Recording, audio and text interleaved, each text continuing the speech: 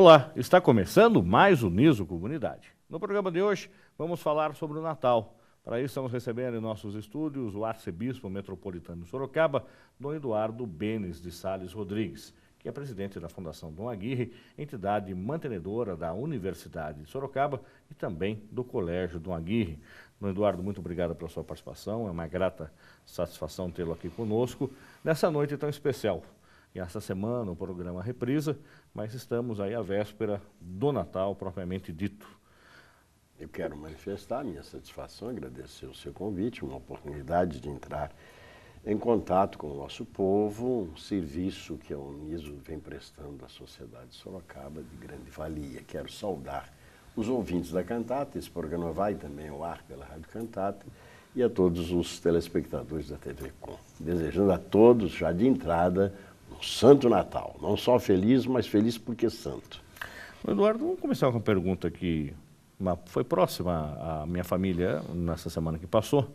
Aquele conflito do cristão, não necessariamente só o cristão católico, mas o cristão que entende que nessa data é comemorado e deve ser comemorado, deve ser lembrado o nascimento de Cristo e a igreja está no advento.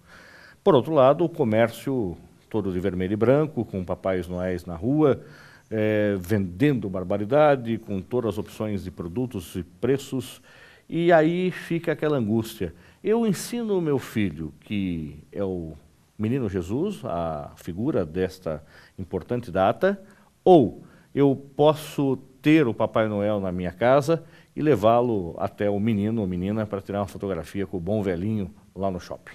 Se o bom velhinho for de tal forma promovido pela propaganda que ele se torne o centro do Natal, nós estamos diante de uma paganização do Natal.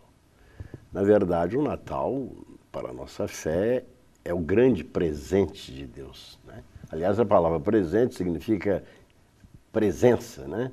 Quando se dá um presente, não é, em primeiro lugar, o valor material do presente, mas o simbolismo do presente enquanto expressão do amor de alguém por alguém. Então, os presentes têm esse significado. Dar presente no Natal nos lembra o grande presente de Deus, né? O Santo Padre Bento XVI, citando a Epístola aos Coríntios, se não me engano, a segunda, diz que, sendo ele rico, o Filho de Deus se fez pobre para nos enriquecer com a sua pobreza. Essa consciência de que no Natal nós celebramos o grande dom que Deus Pai faz de seu Filho a nós para a nossa salvação, esse é o centro, é o grande mistério celebrado.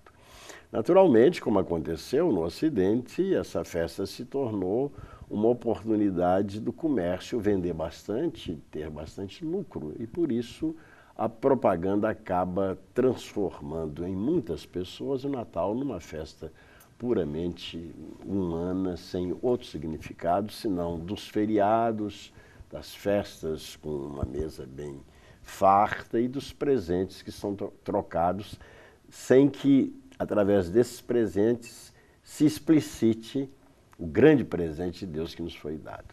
Papai Noel parece que é uma figura surgida na Alemanha, numa região europeia, e tinha inicialmente um sentido cristão, mas no momento atual ele se tornou verdadeiramente a figura do Papai Noel, uma figura que distrai as pessoas do mistério central da nossa fé, que é o mistério da encarnação, mais ainda da presença de Deus no meio de nós, através da pobreza do menino que nasce em Belém. Então não é pecado eu ter o Papai Noel em casa, eu ir lá com a criança no shopping ver o Papai Noel, mas se eu continuar entendendo que o momento é cristão do nascimento de Cristo. É inevitável, diante da propaganda, que o Papai Noel se torne uma figura popular, que entra na vida das pessoas, das crianças. Você não tem como evitar que se torne, na mente da criança, uma figura importante. Entretanto, é preciso que se ressalte, isso aí depende da família, né? Se você diz Papai Noel é para lembrar o presente, lembra o Papai do Céu que nos deu Jesus, você pode até fazer uma catequese desse tipo. Mas o mais importante é Jesus mesmo, e não essa figura do Papai Noel. Então, acho que isso é possível compor, porque você não conseguirá, naturalmente, eliminar do imaginário infantil a figura do Papai Noel, o bom velhinho, né? O bom velhinho. Mas é preciso realmente estar atento, porque essa comercialização absoluta do Natal, ela não permite que as pessoas meditem no silêncio, na contemplação, o mistério, o segundo mistério central da nossa fé. O primeiro é Deus Pai, Filho e Espírito Santo, e o segundo revelado no Natal é que o Verbo, Filho, por obra do Espírito Santo, se fez um de nós. O mistério de Deus, trino e o mistério da encarnação. Aí está o coração da fé cristã. Na missa da semana passada, nós cantamos uma música que fala que Natal é todo dia, porque as pessoas deviam se cumprimentar todos os dias, as pessoas deviam se amar todos os dias, deviam se doar todos os dias, e não necessariamente nessa época. Porém, parece que nessa época as pessoas ficam um pouco mais sensibilizadas, elas fazem doações, sinceramente, que nunca fizeram durante o ano todo, elas vão até a igreja e pegam aquela sacolinha que bom que pegaram. Só na comunidade que eu frequento, Santa Rosália, foram 500 sacolinhas entregues e, consequentemente, isso dentro da minha comunidade, imagine outras tantas, quantas sacolinhas são e quantas crianças que, infelizmente, não têm o que ganhar, recebem esse presente e, obviamente, com esse significado, porque também a igreja está trabalhando nele. Agora, por que as pessoas tendem a ficar? O senhor acredita? O senhor já fez uma análise? O senhor já entende por que as pessoas ficam mais sensíveis nessa época? É culpa da mídia ou é uma característica da mídia, esse estímulo por esse desejo de ser mais cristão agora? Não, eu penso que a gente pode falar de um inconsciente coletivo, um inconsciente que está por baixo de tudo isso, né? Nós temos 2000 anos de cristianismo, 2000 anos que a igreja vem cultivando essa convicção de que Deus nos amou, o Pai, até a ponto de nos dar o seu Filho. E essa generosidade de Deus, ela gera generosidade nas relações de umas pessoas para com as outras, no coração da comunidade. Nós temos aí 2000 anos de história. Isso está no fundo da alma das pessoas, ainda que elas não tenham clareza de consciência disso.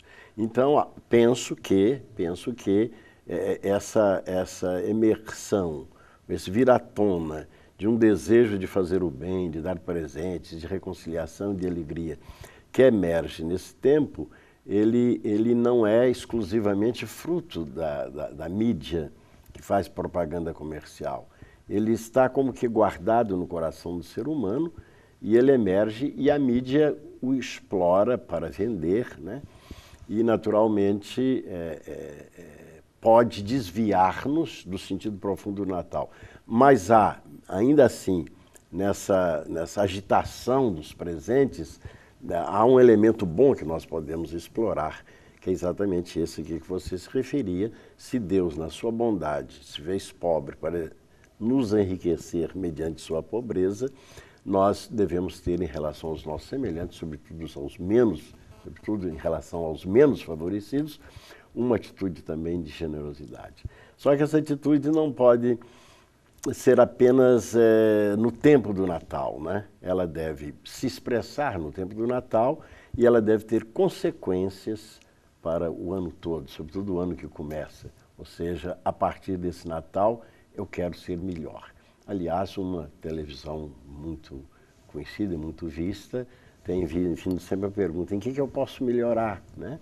Nós temos visto isso, não há como não reconhecer na TV Globo. Aquela menina baixinha, que eu esqueço o nome dela, sempre faz no programa essa pergunta: e você, em que você pode melhorar nesse próximo ano?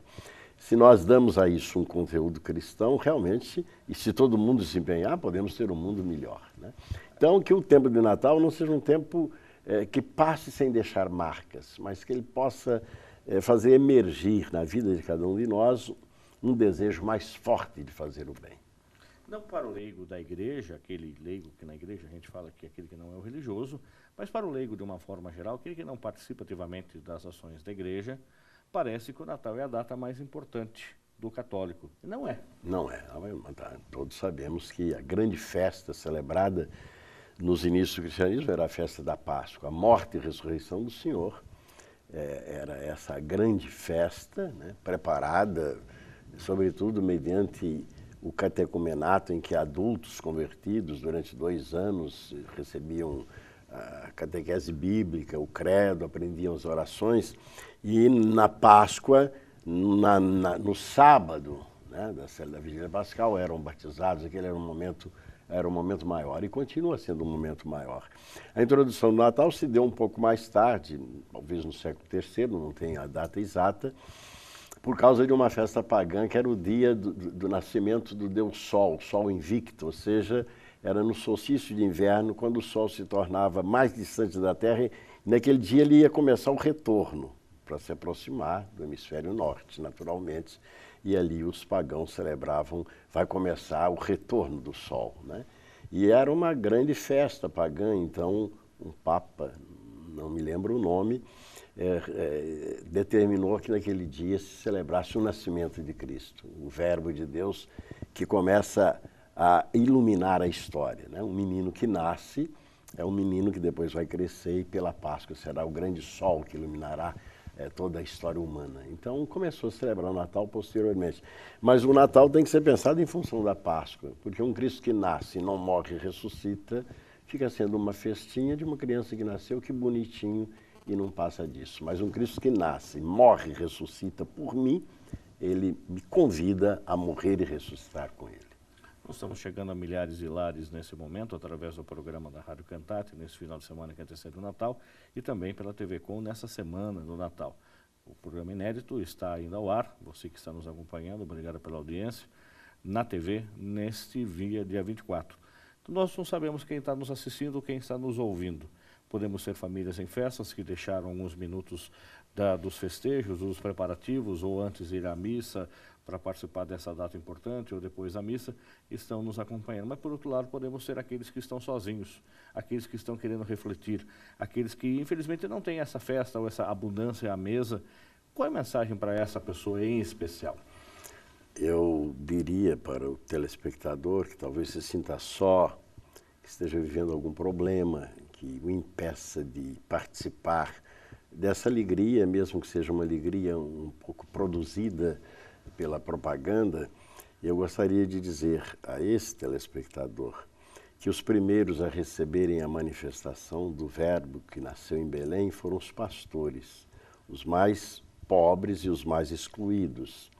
Os pastores que estavam nas cercanias de Belém viram brilhar a luz do céu, escutaram os anjos cantando glória a Deus nas alturas e paz na terra aos homens por ele amados. E foi-lhes dito, nasceu para vos anuncio uma grande alegria, nasceu para vós hoje o Salvador, o Messias. O sinal é esse: vocês encontrarão uma criança num presépio, num coxo, vestido de trapos, enrolado em panos. Este é o sinal. Portanto, um Deus que se faz pobre e que, portanto, é capaz de sensibilizar e tocar o coração daqueles que sofrem e dar-lhes esse recado. Vocês são os primeiros amados e os primeiros capazes de compreender o que é o amor de um Deus que se esvazia de si mesmo para estar junto de nós.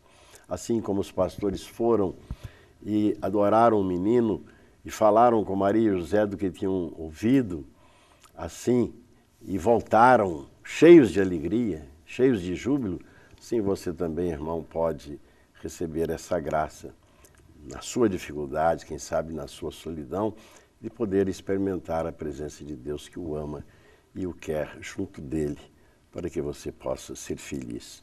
Naturalmente, esta experiência nos ajuda a nos integrarmos com mais profundidade na comunidade e a superarmos as barreiras da solidão ou de tudo aquilo que nos impede de estar em comunhão com os irmãos. E se há um doente que está na cama, pode oferecer também o seu sofrimento em união com Cristo que morreu na cruz para o bem de toda a humanidade. Nada se perde quando se tem o amor de Deus no coração. A expectativa de Dom Eduardo, que é o presidente da Fundação Dom Aguirre, do Colégio Dom Aguirre, nessa entidade mantenedora, para o próximo ano, para 2013? Vou ter hoje, no momento que nós estamos fazendo essa gravação, reunião do Conselho Superior da Fundação, onde nós teremos uma exposição do que foi o ano de 2012 e a projeção para o ano de 2013. A expectativa é que a Uniso, como o Colégio Dom Aguirre, continue cumprindo a sua missão, fiel à sua inspiração cristã, garantindo para todos aqueles que aqui recebem o conhecimento, garantindo que também os valores humanos, da dignidade humana, os valores do Evangelho traduzidos em comunicação, possam verdadeiramente se fazer presentes nas comunidades, né? As duas comunidades da Uniso e do Colégio Dom Aguirre, e que a Uniso e o Dom Aguirre possam continuar progredindo no sentido da transmissão do conhecimento, do aperfeiçoamento pedagógico e técnico, tecnológico, e possa, como disse há pouco, garantir um ensino de qualidade aliado a uma veiculação dos valores cristãos, humanos e cristãos, que são de fundamental importância para a construção de um mundo novo, de uma sociedade mais justa e fraterna. Esses são os meus votos para a Uniso e para o Colégio Dom Aguirre. Eduardo, antes da gente encerrar com a mensagem de Natal do senhor para todos os ouvintes e telespectadores, como é que o senhor está avaliando, muitas vezes, uma questão política de que o país é um Estado laico e, consequentemente, tem que retirar das suas paredes, do Congresso, dos tribunais, dos fóruns e também de salas de aula, o símbolo do crucifixo e outros que se questionam em Sorocaba, uma placa na entrada dizendo que Sorocaba é do Senhor Jesus. Como é que o senhor avalia isso? O país é laico, mas a sociedade é plural, né? O país é laico, essa é uma conquista, é um avanço, ou seja, o Estado não pode estar a serviço de nenhum partido, deve estar a serviço do bem comum. Naturalmente, há um partido que elege o presidente da República, elege, quem sabe, a maioria no Congresso Nacional, se bem que no Brasil hoje é impossível um partido ter maioria no Congresso, porque são mais de 30 partidos, né? Então hoje é uma confusão isso. Mas o Estado não pode ser instrumento de uma ideologia, de um partido, de uma religião determinada. Ele é laico, significa ele deve estar a serviço do bem de todos. A sociedade é plural. O Estado deve favorecer todas as manifestações positivas e construtivas na cultura de um povo. Como a religião cristã é a religião predominante, ela deve ser respeitada, e as manifestações, as expressões da fé cristã no conjunto da sociedade, no espaço público da sociedade, devem ser favorecidas. Não apenas da religião católica. Todos, mesmo os grupos que são minorias, as religiões que são pequenas, devem ter o seu espaço e devem poder representar também os seus símbolos. Essa ideia de tirar os símbolos cristãos, ela é uma ideia louca, porque você teria que mudar o nome do estado de São Paulo, de Santa Catarina, porque São Paulo é cristão, Santa Catarina. Você teria que tirar o monumento, que é uma das maravilhas do mundo, o Cristo Redentor do Rio de Janeiro. E se você radicalizar isso, eu diria assim, manda apagar as estrelas do céu, porque os céus narram a glória de Deus, né? Então há aí uma incongruência, uma incapacidade de um laicismo radical de aceitar o diferente, né? Há, portanto, uma grande dificuldade de entrar em diálogo e valorizar as várias expressões religiosas ou não, culturais, positivas, que ajudam a construir o bem comum dentro da sociedade que é plural. A sua mensagem de encerramento do programa Uniso Comunidade, esse de Natal, para os ouvintes da Cantate e também para os telespectadores da TV Com. Para todos os cristãos, um Santo Natal, ou seja, que você, irmão e irmã, possa verdadeiramente fazer a experiência da presença de Deus na sua vida. O grande presente do Natal é a presença de Deus através do seu Filho Jesus, que, tendo ressuscitado, quando nós nos reportamos ao seu nascimento, estando ele vivo junto do Pai, nós abrimos o coração para receber a graça dele hoje, ele vivo e ressuscitado. Que isso aconteça na sua vida. E se você, meu irmão, não tenha conosco a fé cristã, que você possa reconhecer em Jesus aquele que aponta caminhos que são, de fato, verdadeiros no sentido de dar ao ser humano um horizonte de vida construtivo, dar para nós uma mensagem, passar para nós uma mensagem que dê realmente, que dá de fato sentido à nossa vida.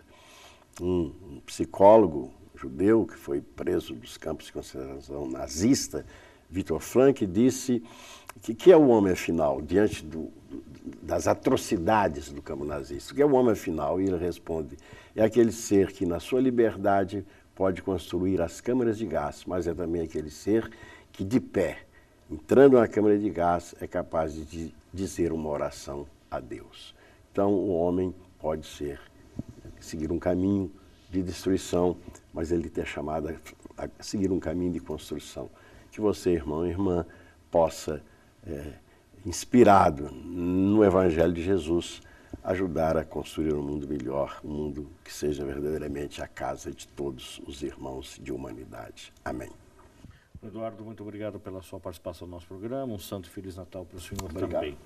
Nós vamos a um rápido intervalo, voltamos já com o professor Aldo Vanucchi, ele que é assessor especial da reitoria, também fazendo um balanço das atividades da Uniso nesse semestre que passou e falando também da sua mensagem de Natal. Voltamos já, não saia daí.